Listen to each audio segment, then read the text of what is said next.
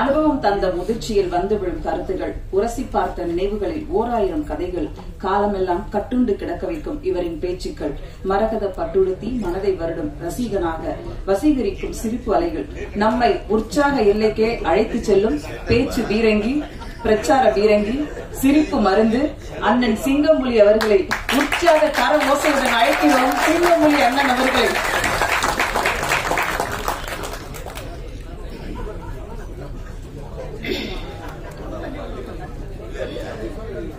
Good evening. Each other day, I look so many various different paths, but I don't know about this path. But this path holds my heart, holds my large place in my heart. நீங்க தான் பார்க்குன்னு வைப்பீங்க, இங்கிலீஷ்ல வைப்பீங்க. நாங்க இங்கிலீஷ்ல பேசக்கூடாது. நீங்க பூங்கான்னு வச்சிருந்தீங்கன்னா நாங்க பேச மாட்டோம். நீங்க பார்க்குன்னு வச்சதுனால நம்ம இங்கிலீஷ்ல கொஞ்சம் பேசுவோம். நல்லா இருக்கீங்களா? நல்லா. இந்த படம் வந்து நான் ஆல்ரெடி சொல்லிட்டேன், இந்த படத்துல நான் நடிக்கல. பட் கண்ணன், என் கண்ணன், கருப்பு கண்ணன் தான் சொல்லுவேன். அவர் வந்து என்னோட அசிஸ்டன்ட் டைரக்டர் இருக்கும்போதே பழக்கம். நீங்க வாங்க, தயாரிப்பாளர் நீங்க வரணும்னு ஆசைப்படுறாரு, நீங்க வாங்கன்னு கூப்பிட்டாரு. கண்டிப்பா வரேன்னு ஈஸியாக ஷூட்டிங்ல இருந்தேன். நான் வந்தேன், இன்னைக்கு வீட்டில் இருந்தேன். காலையில எல்லாம் மெசேஜ் அனுப்பிச்சாரு, எல்லாம் வந்தேன். ஸோ எல்லா பேரும் நீங்க வரீங்களா, நீங்க வரேன்னு சொன்னீங்களாமே, நீங்க வரீங்களான்னு சொன்னேன்னு என் தம்பி அன்பு சிறு முதலீட்டாளர் தலைவர் இருக்காரு. அவரு நீ வரேன்னு சொன்னியாமே, நீ வரேன் எல்லாரும் பேசிக்கிட்டு இருக்கையில நான் வரமாட்டேன் அப்படின்னு வீட்டுல கதை வச்சுட்டு படுத்திருக்கிறது முறையா இருக்காது. நான் வரணும். யார் யார் வர்றா? உதயகுமாரன் வர்றாரு, பேர் சொன்ன வர்றாரு. சரி நம்மளும் போயிடுவோம். தமிழ் கூட நான் வந்து ஒரு 10 years முன்னாடி சேது பூமின்னு ஒரு படம் பண்ணேன். அந்த படத்துல நான் இருந்தேன். அதுல வந்து டிஎஸ் பாலையா சார் சன்னு ஜூனியர் பாலையெல்லாம் நடிச்சிருந்தாரு. அவரே சொன்னார், ஜூனியர் பாலையானே சொன்னார், அப்பாவோட ஒரு பாடி லாங்குவேஜ் உனக்கு இருக்குடா, பாலையா சார் இருக்குடா, என்னை விட உனக்கு அதிகமா இருக்குடா அப்படின்னாரு. அதோட பெரிய பெருமை எனக்கு எதுவுமே இல்லை. ஆனா தமனுக்காக இந்த ஃபங்க்ஷன் வரணும்னு நினைச்சேன். தமன் யாருங்கிறீங்க? அவன் பெரிய ஒரு ஏர்லைன்ஸ்ல ஒரு 10 years பேக்கே அவன் 4 லட்சம் 5 லட்சம் ரூபாய் சம்பளம் வாங்கக்கூடிய ஒரு பையன் தம்பி. அப்பயே 10 years முன்னாடி அவன் அவ்வளோ பெரிய போஸ்ட்ல இருந்த பையன், பெரிய போஸ்ட்ல இருந்தாப்புல ஏர்லைன்ஸ்ல, ஃபாரின்ல, எமிரேட்ஸ்ல. அதெல்லாம் வேணாம்ட்டு இங்க வந்து உட்காந்து பண்ணிக்கிட்டே இருக்காரு. திடீர்னு பாக்குறேன் ஒரு சீரியல்ல லீடா பண்றாரு. திடீர்னு பாக்குறேன் என்ன தம்பி எங்கடா இருக்கு அப்படின்னு ஒரு நொடின்னு ஒரு படம் பாக்குறாரு. அதுக்கப்புறம் பார்த்தேன் பார்க்ல பறக்க வர்றாரு. உனக்கு இந்த சினிமா கண்டிப்பா செய்யும்பா, நீ கவலைப்பட. இந்த சினிமா நீ கவலையப்படாதீங்க. 2 extremes இருக்கு. நிறைய படங்கள்ல நடிச்சுக்கிட்டே இருந்து 42 வயசுக்கு மேல சூப்பர் ஸ்டார் ஆனவர் எம்ஜிஆர். ஒரே படத்துல பராசக்தியில் நடிச்சு சூப்பர் ஸ்டார் ஆனவர் சிவாஜி. 2 எக்ஸ்ட்ரீம். சினிமா யார் கொடுக்குறீங்க? என்னை மாதிரி முடி இல்லாதவனு கொடுக்கும், நிறைய முடி வச்சு சீவ முடியாதவனுக்கு எல்லாம் கொடுக்கும். புரியுங்களா? அதனால நீ எல்லாம் அழக, நல்லா இருக்கு, நல்லா ஃபிட்டா வச்சிருக்கேன், நான் பார்த்த மாதிரியே இருக்கேன், குண்டா இல்ல, எது வேணாலும் இல்ல, ஒரு நல்ல ஒரு ஃபிட், ஹீரோக்கான ஒரு ஃபிட். பேரசனை சொன்ன மாதிரி நல்லா இருக்க. இந்த படம் இல்ல அதை ஓடிக்கிட்டே இரு. ஒரு படம் வரும், அந்த படத்துல சைன் பண்ணிக்கலாம். உனக்கு சினிமா ஒண்ணு பாதுகாக்கும், சினிமா செய்யும். ஓகே, அடுத்து இயக்குனரை பத்தி சொல்லணும்னா, ஃபர்ஸ்ட் ஹாஃப்ல நெஞ்சு வலி, செகண்ட் ஹாஃப்ல ஒழுத்த வலி, நெஞ்சு வலி. சார் சொன்னாரு, நான் லாரன்ஸ் மாஸ்டர்கிட்ட அவரை இருந்தேன், இவரை இருந்தேன். அதெல்லாம் நீங்கள் நம்புவீங்களா? என் ரிலேஷன் ஒருத்தர், எங்கள் அண்ணன் ஆல் ஆக்டர், அவர் வீட்டில் நான் தங்கி அவர்கிட்ட வந்து அவர் சினிமாவில் வேலை பார்க்கணும்னு வந்தேன். அவர் ஒரு பெரிய ஸ்டுடியோவில் இருந்தார். அந்த ஸ்டுடியோவில் டார்க் ரூம்னு ஒன்று இருக்கும் தெரியுமா உங்களுக்கு? அந்த நெகட்டிவ் எல்லாம் போட்டு கழுவாங்கல்ல, சோடியம் தயோசல்ஃபேட்லாம் போட்டு கழுவி ஃபோட்டோவெல்லாம் அப்படி இப்படி மாட்டி வச்சுருப்பாங்கல்ல. அந்த ரூமில் லைட்டே போடக்கூடாது, ஒரே ஒரு ரெட் லைட் மட்டும்தான் இருக்கும். அந்த ரூமில் நான் 6 மாதம் தங்கியிருக்கேன். அந்த ரூமில் நான் 6 மாதம் தங்கியிருக்கேன். எப்போ போயிருந்தேங்க உங்களுக்கு? 10 மணிக்கு ஸ்டுடியோ அடைச்ச உடனே நான் போய் படுப்பேன். ஸ்டுடியோ ஆரம்பிச்சு வேலைக்கு வர்றதுக்குள்ளே நான் கிளம்பி போயிடுவேன். உள்ளே லைட் இருக்கா, பேஸ்ட் இருக்கா, ப்ரெஸ் இருக்கா, சட்டை எங்கே துவச்சி போகிறது எதுவுமே தெரியாது, இருட்டாக இருக்கும். அங்கே தங்கியிருக்கேன் நான். அயனவரத்தில், மணிப்பாலத்தில் சுதந்திரத்துக்கு போராட வந்தேன். சினிமாவில் சினிமா எனக்கு வேணும் இல்லை, அதுக்காகத்தான் நான் வந்தேன். உங்களுக்கு புரியுதா உங்களுக்கு? கொடிது கொடிது வறுமை கொடிது, இளமையில் வறுமை கொடிது, அவ்வளோதானே. ஃபர்ஸ்ட் ஹாஃப் நீ கஷ்டப்பட்ட இல்லை, செகண்ட் ஹாஃப் மட்டி இல்லாட்டி ராசா தானே. உனக்கு பாரு, உன் காசு உனக்குன்னு ஒரு டாக்டர் முருகன், உங்க காசுல ராஜா 2 பக்கத்தையும் ராஜாவை ஒட்டி விட்டார். நீ எங்கிட்டு சுட்டி விட்டாலும் ராசா தான் விழுவும் பாரு, உனக்கு மட்டியே விழுவாரு. ஏன்னா நீ உன்னோட முற்பகுதியை நீ வந்து சினிமாவை கொடுத்துருக்க. இனிமேல் உனக்கு ஒரு நல்ல ஒரு லைஃப் இருக்கும், நல்லது இருக்கும். எங்க அண்ணன் மக ரஞ்சனா நாச்சியார், எங்க அண்ணன் மக டாக்டர் பாலாவோட ஓன் பிரதரோட மக, ஓன் பிரதர் பாலா அண்ணனோட அண்ணன் மக. எனக்கு அவர் அண்ணன் தானே. இந்த பெரிய மாமா அவர் பாலா டாக்டர் வந்து உட்காருவா. அந்த பொண்ணு, நான் ஏமாலிங்கிற படத்தில் வா அப்படின்னு நடி அப்படின்னு சொன்னேன். சீட்டு குடிக்கணும், குடிப்பேன் அப்படின்னு. சித்தப்பா உங்களுக்கு சரியா இருந்தா நான் பண்றேன் அப்படின்னு சொல்லிச்சு. ராமநாதபுரம் மாவட்ட பாராளுமன்ற தொகுதி பாரதிய ஜனதா பொறுப்பாளர் அவங்க. பலாப்பழத்தை தூக்கிட்டே போயிட்டு இருந்தாங்க எங்க மாமாவுக்கு. இந்த படத்தை தயாரிப்பாளருக்கு இன்னும் நிறைய படங்கள் பண்ணணும், அது பண்ணணும், டைரக்டர் நிறைய படம் பண்ணணும். பாட்டு எழுதினவர் சூப்பர், அவரை தான் எல்லாரும் பேசியாச்சு. நீங்கள் ப்ரொடியூசர்கிட்ட நான் ஒன்று கேட்குறேன், தமன்கிட்ட சம்பளம் இருந்திருந்தீங்கன்னா சம்பளத்தை வாங்கிக்கங்க, திருப்பி வாங்கிக்கங்க. ஏன்னா இவ்வளவு முத்தம் கொடுத்துருந்தாரு, இவ்வளோ பெரிய வாய்ப்பெல்லாம் நம்மளுக்குலாம் வராது. நான்லாம் கேட்பேன், டேரக்டர்லாம் வரல, தம்பி இந்த படத்தில் உங்களுக்கு ஜோடி இருக்கான்னு கேட்பேன். இருந்துச்சுன்னே நான் உங்ககிட்ட வந்து கோச்சிட்டு ஓடி போயிடுச்சு. அப்படியா? அப்புறம் இல்லைண்ணே இருந்துச்சுன்னே அது வந்து உங்க கூட பேசாம வீட்டுக்குள்ளேருந்தே கட்டிக்கிட்டு இருக்க முடியும். எப்பப்பா ஜோடியே கிடையாது, எதுவுமே கிடையாது. ஒரு படத்தில் நான் ஒரு பெண்ணை வந்து ரெக்கமெண்ட் பண்ணி நானும் அந்த பொண்ணு நடிக்கணும் அப்படின்னும் ஒரு அந்த படம் நானும் அப்படி தூங்கிட்டு இருக்கோம். அப்போ இந்த ஸ்டேஷன்லேருந்து என்னை ட்ரான்ஸ்ஃபர் பண்ணிடுவாங்களா அப்படிங்கிற மாதிரி நான் அப்படி தூக்கம் இல்லாமல் இருப்பேன். தூங்க, ஏன் அதெல்லாம் யோசிக்கிறீங்க அப்படின்னு சொல்லி நானும் அந்த பொண்ணும் அருகிலே படுத்து பேசுகிற மாதிரி இருந்துச்சு. ஒரு அசிஸ்டன்ட் ஒத்து பார்த்துட்டு போகிறதுக்கு முன்னாடி, சார் அவர் 2 பேரையும் தள்ளி படுக்க வச்சுட்டு நடுவில் குழந்தைய போட்டுடலாம் சார், குழந்தைய போட்டாங்க.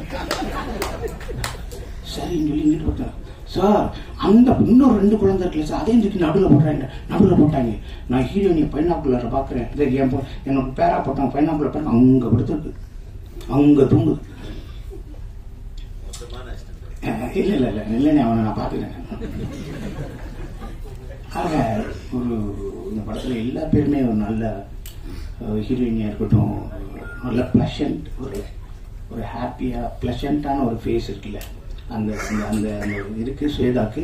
அது கடவுளோட வரம், அப்பா அம்மா கொடுத்த கிஃப்ட்டு. அதை நீங்கள் கரெக்டாக பண்ணி நீங்கள் பெருசாக வரணும். அப்புறம் அப்பா அம்மா அவங்களுக்கு வந்து உதயகுமார் சார் பிடிச்ச மாதிரியே இருக்க ஹீரோயினோட அம்மா ஜெயந்தி மாலாவும் அவங்களும் நல்லா, அவங்களும் பெரிய லெவலில் வரணும்.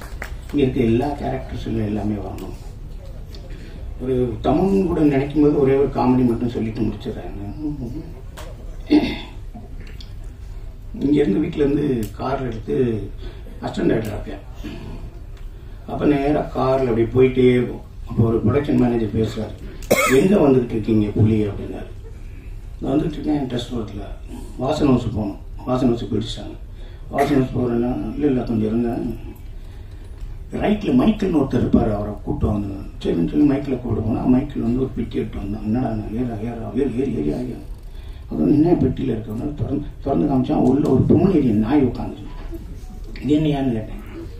அதான் சார் இது ஹம்மாப்க்கு ஐன்கோனில் நடித்த மாதிரி மடியில் உட்காந்துருந்த நாய், சல்மான் கான் பிடிச்சி அந்த நாய். அப்படியா உட்காரியான்னு திருப்பி போயிட்டே இருக்கணும். அப்போ அவருக்கு அப்புறம் போனோடனே திருப்பி ஃபோன் வருது, சாச்சா நீங்கள் வரையில் அந்த ஆர்டிஸ்ட்டை கூப்பிட்டுவாங்க. நான் இந்த ஆர்டிஸ்ட்டை காக்கா ராதாகிருஷ்ணன் இருக்காரு, அவர் கூப்பிட்டுவாங்க. நாங்கள் சொல்றிய அப்படின்னு சொல்லி அப்போ ஜிபே கிடையாது, ஒன்று புண்ணாக்கும் கிடையாது. அங்கே போனோடனே அவர் வீட்டுக்கு போனோடனே அவர் அங்கே வாங்க உட்காந்து வாங்க அப்படின்னு கதவை திறந்தேன். நாய்க்கு பசிக்குதுன்னு அவன் பிஸ்கட்டை கொடுத்துட்டேன்.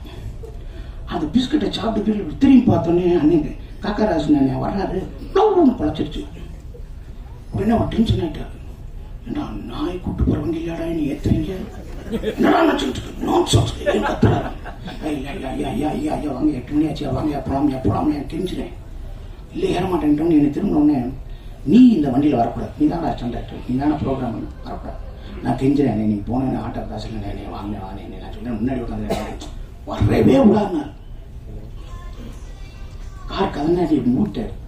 நான் சொன்னேன், இந்த அம்பாசல்ல காக்கா போகலாம், நாய் போகலாம், சிங்கம் புலி வரக்கூடாதா?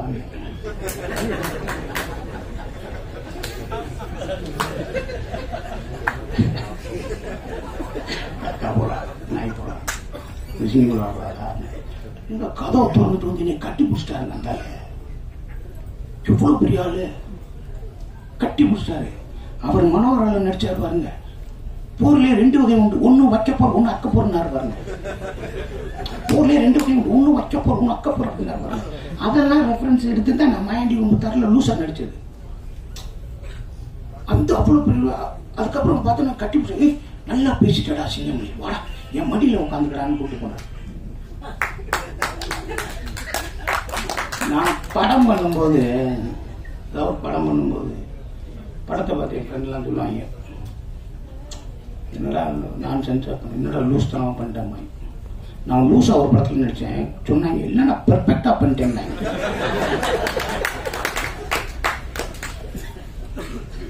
ஆறு அசிஸ்டன்ட் டைரக்டர் ஒரு ரூம் வீட்டில் இருப்போம். முடிக்க போறேன் 6 அசிஸ்டன்ட் டைரக்டர் ஒரு வீட்டில் இருப்போம். எல்லா பேரும் வேலை, பிவாசு, உதயகுமார் சார் எல்லாரும் அவங்ககிட்ட வேலை பார்க்குறாங்க. நான் எல்லா பேர் கார் வந்தோன்னு மாப்பிள்ளை உன் கார் வந்துச்சு, நீ படம் எல்லாத்தையும் ஏற்றி விட்டு கதை உடைப்பேன். அப்போ எல்லாருமே வண்டியில் போகும்போது எனக்கு நான் எனக்கு ஒரு மென்டல், நான் இவர்கிட்ட தான் வேலை பார்க்கணும், நான் இல்லாட்டி வேலை பார்க்க மாட்டேன்னு. அப்போ போகையில் எல்லா பேரும் போயிட்டு வராங்கன்னா எல்லா அசிஸ்டன்ட் போகிறேன், என் ஃப்ரெண்ட் அசிஸ்டன்ட் டைரக்டர் இப்போ இருக்கேன். 2 ரூபா 3 ரூபா சம்பளம் வாங்கினேன், பெரிய டைரக்டர் இருக்கேன். அவன் போகையில் எல்லாம் 10 ரூபா போயிடுச்சு, ஒரு சார்ந்து வந்து அந்த 10 ரூபா என்ன 10 ரூபா சரன்னு 10 ரூபா மொத்தம் 50 ரூபா 60 ரூபா இருக்கும். அதை காப்பி குடிச்சிட்டு மதியானம் சோறாக்கி வச்சுட்டு புண்ணியமலை சோறாக்கி தயிர் சோறு வச்சுட்டு அப்படி இப்படி அந்த 50 ரூபா 60 ரூபா அப்படி சாயந்தரம் வந்துடுவாங்க. அப்புறம் மேலே ஏதாவது சாப்பாடு வாங்கி கொடுப்பாங்க. அப்போ சொல்லுவாங்க, தினமும் வேலைக்கு போகிறவன்னா அறிவாளி கிடையாது, ஷூட்டிங்க்கு வேலைக்கு போகிறவனா அறிவாளி கிடையாது, வேலையே இல்லாமல் வீட்டில் உட்காந்துருப்பேன் முட்டாள் கிடையாதுடா, தைரியமாக இருக்கணும். அதைத்தான் இன்னைக்கு சினிமாவில் அத்தனை பேருக்கு சொல்றேன். என் சொந்தங்களே, உயிர்களே, உங்களுக்கு வாய்ப்பு இல்லைன்னா நீங்க முட்டாள் கிடையாது. உங்களுக்கு வாய்ப்பு வரப்போகுது, அதுக்காக ரெடியாகு. நான் பிரெஞ்சு கிஷன் ஒரு படம் பார்த்தேன், நிறைய தடவை பார்த்துருக்கேன். I love the French Kishan ஒரு இங்கிலீஷ் ஃபிலிம் பார்த்துருக்கேன். அதை ஒருத்தன் போய் ஒரு மண் இருக்குல்ல, மண்ணு கீழே இருக்கிற மண்ணு, அந்த மண்ணை எடுத்து அப்படியே பார்ப்பான்.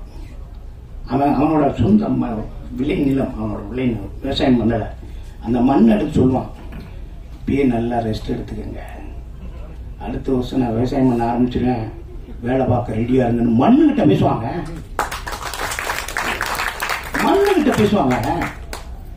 அதனால இன்னைக்கு சொல்றேன், இந்த கதாநாயகி இருக்கட்டும், கதாநாயகனா இருக்கட்டும், இங்க இருக்க கேமராமேனா இருக்கட்டும், இங்க இருக்க எடிட்டரா இருக்கட்டும், இங்க இருக்க சின்ன சின்ன வேலையை பண்ண அசிஸ்டன்ட் டைரக்டரா இருக்கட்டும், எல்லாரும் போய்கிட்டே இரு. திருடாத, பொய் சொல்லாத, ஏமாத்தாத, துரோகம் பண்ணாத. உனக்கு வரும் வாய்ப்பு, உனக்கு ஒரு நாள் வரும். இந்த சினிமாவில் கெட்ட ஊரம் பக்கத்தில் இருக்கும், கெட்ட ஊரம் பக்கத்தில் இருக்கும். எதை எடுக்கணுமோ அதை நீ எடுத்துக்க. Which one is best, choosing voice. எல்லாத்தையும் நீ எது வேணுமோ அதை எடுத்துக்க. கெட்டதான் இங்கே பக்கத்தில் இருக்கும், நல்லது தூரமாக இருக்கும். போய்கிட்டே இருக்கணும். சினிமா கறப்பதல்ல, கற்பனை சுரப்பது. அதுக்கு எந்த வயசும் டிஃபரன்ஸே கிடையாது.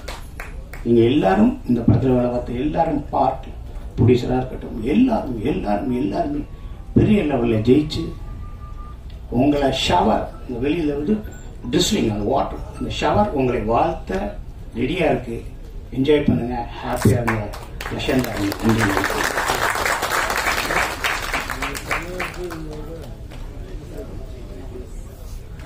ஒரு சின்ன ரிக்வெஸ்ட் சொல்லியிருக்கேன். சார் நல்லா பாட்டு பாடுவாங்க, அதாவது சங்கீத ஜாதி முல்லை அவரோட குரல்ல 2 வரி மட்டும் கேட்போம்.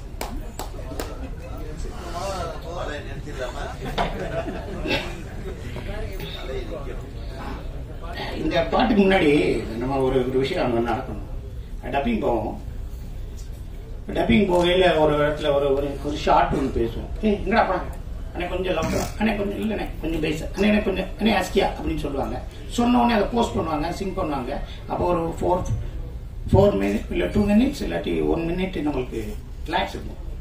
அடிண்ணே நெக்ஸ்ட்ண்ணே அப்படி போகலான்னு சொல்லுவாங்க அந்த டப்பிங் பேசையில். அப்போ அந்த கேப்பில் நான் என்ன சொல்லுவேன்னா பாட்டு பாடுவேன்.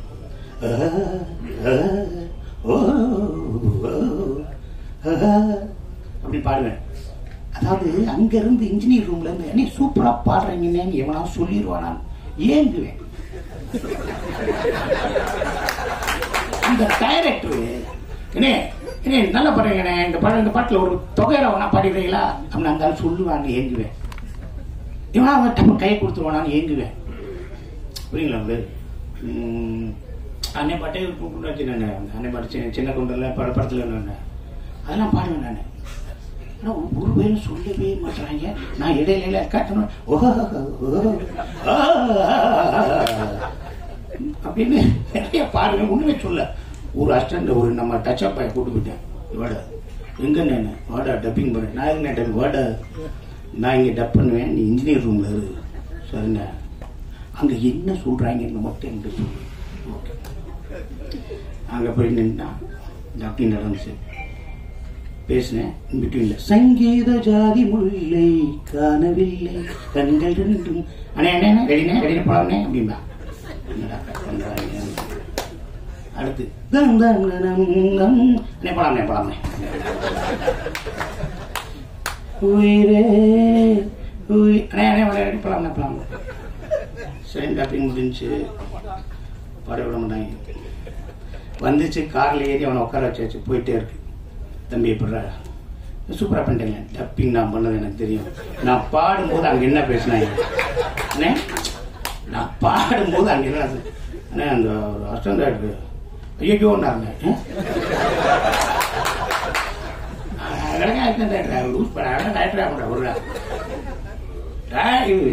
இன்ஜினியர் என்ன சொன்னாரு, ஆரம்பிச்சுட்டாரா அப்படின்னு. ஆனா இந்த தேட்டர்லயே போடக்கூடாதுன்னு சொன்னா இந்த தேட்டர்ல போட்டாங்க. டைரக்டர் என்ன சொன்னா, அந்த ஆள் என்ன சொன்னாரு, அண்ணே விட்டா எப்பயாவது ஏட்டி முடியா பாடிக்கிருப்பாரு, சீக்கிரம் முடிக்கன்னா சார். அப்படியே ஓரமா வண்டியை நிப்பாட்டி அவன்கிட்ட ஒரு 200 ரூபா கொடுத்து இந்த விஷயத்தை எங்காவது வெளியே சொல்லி கொளுத்தி போடுவேன், ஓடி போயிடுவேன். அவன் தச்சப்பா வர்றான், எனக்கு பேக் தூக்குறான். அவனை அப்படியே பார்ப்பேன், மோரப்பட்டேன். அவன் என்கிட்ட சங்கீத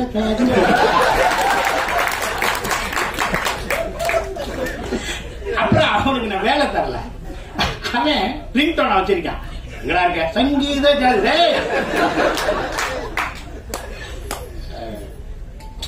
அசிங்கப்பட்டா தானங்க வாழ்க்கை, நம்ம படாத அசிங்கமா.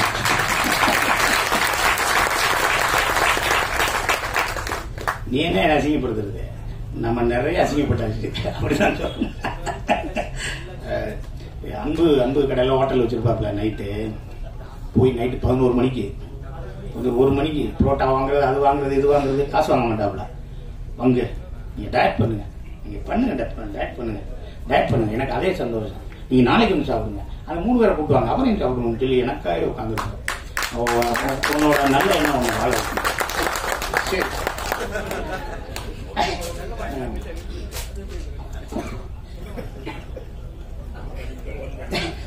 நீங்களும் கரண கொடூரமா இருக்கும், ரெடியா இருங்க. எல்லா பாட்டுமா நல்லா இருக்கும், நம்ம பாட்டு. சங்கீத ஜாதி முல்லை காணவில்லை, கண்கள் வந்தும் பாவையின்றி பார்வையில்லை, ராகங்களின்றி சங்கீதமில்லை, சாவொன்றுதானா நம் காதல் இல்லை, என்னாதமே போதும் நினைக்கிறேன். இன்னொன்று சொல்ல மாட்டேன், இது நம்ம வேற லாங்குவேஜ். நல்லா பெங்களூர்ல இன்ஜினியரிங் நான் படித்தேன். பெங்களூர்ல 4 இயர்ஸ் நான் படித்தேன். நான் இன்ஜினியரிங் பெங்களூர்ல தான் படித்தேன். நான் பன்னார்கட்டாக்குள்ள நேஷனல் பார்க் ரோட்ல, நேஷனல் பார்க்ல ஐஎம் இன்ஸ்டியூட் ஆஃப் மேனேஜ்மெண்ட் பக்கத்தில் இஸ்லாமிக் இன்ஸ்டியூட் ஆஃப் டெக்னாலஜின்னு ஒரு முஸ்லீம் காலேஜில் தான் நான் வந்து பெங்களூர்ல சிவில் படித்தேன். உங்க பேர் என்னப்பா? நீ பேசின 4 வருஷம் எனக்கு 4 வார்த்தை கூட கன்னடத்தில் தெரியாது. முந்து போகிமே முன்னாடி போமே, ஏன்னா பஸ்ல போறோம்ல, அதெல்லாம் கத்துக்கிறதுக்கு எனக்கு கொடுப்பின இல்லை, எனக்கு கொடுப்பின தான் சொல்லணும் அது. ஓகே, அது ஆனா நீங்க போனா கூட பேசுவேன். ஓகே, வாங்கப்பா, நல்லா வாங்க, நல்லா நடிங்க, பெரிய புகழோட எல்லா விஷயத்திலும் சந்தோஷமா இருங்க. ப்ரொடியூசருக்கு, டைரக்டருக்கு, எல்லாருக்கும் வாழ்த்துக்கள் சொல்லி இந்த வாய்ப்புக்கு நன்றி கூறுகிறேன். ஒரே ஒரு முக்கியமான விஷயம் நோட் பண்ணிக்கணும், இந்த தயாரிப்பாளர் வந்து அடுத்து நம்மளை வச்சு நல்ல பெரிய படமா பண்ண போறதா கேள்விப்பட்டேன். அதை அவர் மறந்துடக்கூடாது. நன்றி நன்றி நன்றி.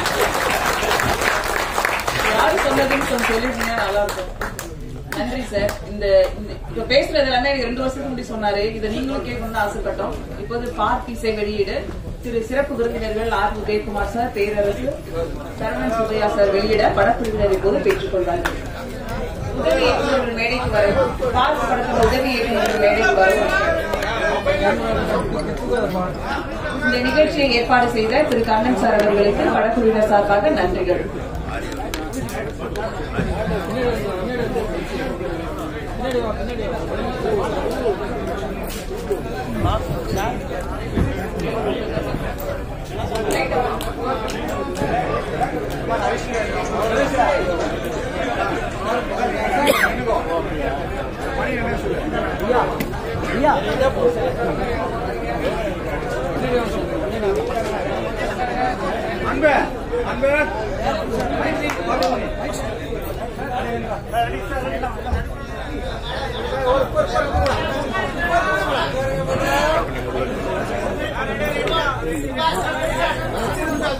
ஒரு நிமிஷம் வீடியோ வெயிட் பண்ணுங்க, போட்டோ எடுத்துடலாம்.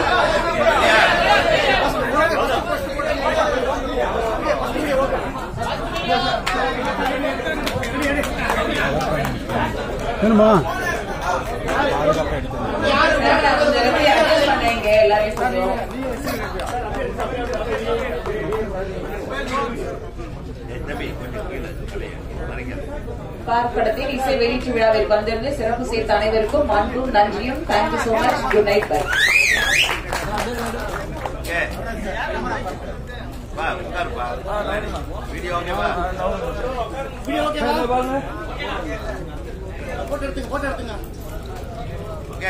சாருங்க பாருங்க. ஓகே.